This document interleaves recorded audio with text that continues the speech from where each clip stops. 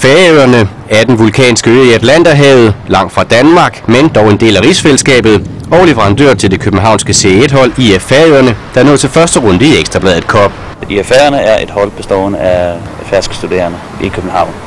Vi træner 2 gange om ugen, og det er, hvad vi kan drive det til, fordi at alle, som spiller for vores hold, de er studerende og har ikke så god tid til at bruge for meget tid på fodbold. Den store afstand til Danmark og en sommerferie gav et stort problem forud for klubbens pokalkamp mod 1. divisionsklubben AB. Hver sommer så tager alle spillerne hjem, så at sige alle sammen, for at arbejde og være hjemme på Færøernes sommerferien. Så vi har simpelthen ikke noget hold. Nu hvor vi fik AB i pokalturneringen, så var vi meget i tvivl om, at vi overhovedet kunne stille et hold, som vi ville byde AB. AB-kampen er en stor begivenhed på Færøerne, og derfor sprang det nationale luftfartsselskab til og tilbød at fragte flere spillere til Danmark.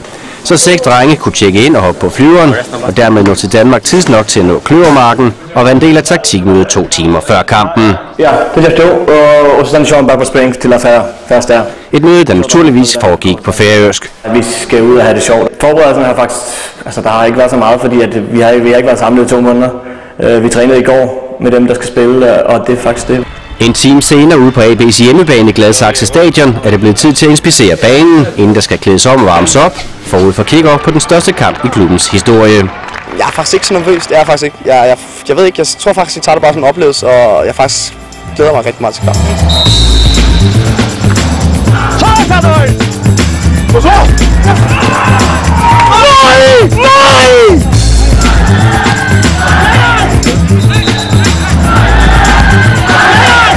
Overraskende nok stadig 0-0 halvvejs gennem halvlejen, og der var tilfredshedsspor på sidelinjen. Jeg kan sgu ikke ønske mig meget mere end det her, det må jeg nok sige. Det er sgu flot, det er ærligt, vi ikke scorer på den første chance, vi får der. Men vi står helt fantastisk og kæmper alt, hvad vi har. Kort før pausen går det dog galt for de bravtkæmpende færinge. Derfor må C1-drengene gå i omklædningsrummet med tunge hoveder og ben. Det er hårdt. Jeg blev meget skuffet, da de får mål der. Det var også mod slutningen af første halvleg, hvor vi løber lidt tør for kræfter. Måske i halvlejen vi får samlet lidt kræfter, og så kan vi klø på igen næste halvleg. Okay, det er godt.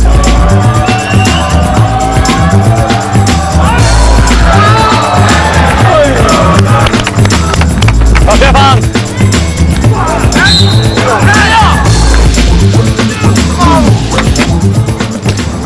Også i anden halvleg kæmper IF Færøerne forbilledligt mod overmagten, og først i de allersidste minutter får AB scoret til 2-0, mens Sigmund Mikkelsen kigger på. Og lige bagefter bliver det også til 3-0. En helt igennem godkendt indsats, og selvom IF Færøernes vej fra marken til parken slutter i første runde, så er det stolte færinge, der siger farvel til EB-koppen. Vi har gjort alt, hvad vi kunne, og vi har gjort det godt, og vi har sgu givet dem modstand i dag. De har fået sød på panden, og det er vi helt tilfredse med.